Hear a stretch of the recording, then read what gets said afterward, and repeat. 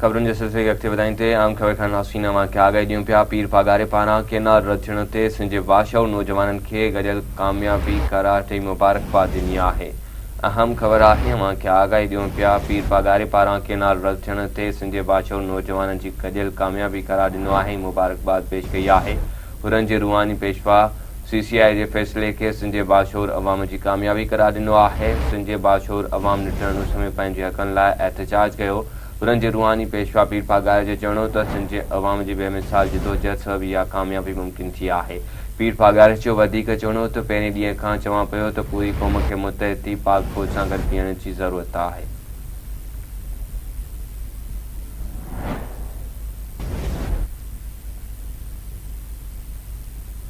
पहिरों ॿी नासीनाम ख़बर आहे मां खे आगाही ॾियूं पिया पीर पागारे पारां केनाल रद्द थियण ते सिंध जे बादशाह नौजवाननि जी गॾियल कामयाबी करार ॾेई मुबारकबाद पेश कई पई आहे। हुननि जे रूहानी पेशवा CCI जे फ़ैसिले खे सिंध जे बादशाह अवाम जी कामयाबी करार ॾिनो आहे।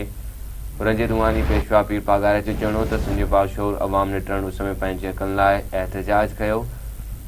पीर पागारे जो वधीक चवणो त सिंध जे अवाम जी बेमिसाल जिदोजहद सबबि इहा कामयाबी मुमकिन थी आहे। पहिरें ॾींहं खां चवां पियो त पूरी क़ौम खे मुतहदी पाक फ़ौज सां गॾु बीहण जी ज़रूरत आहे।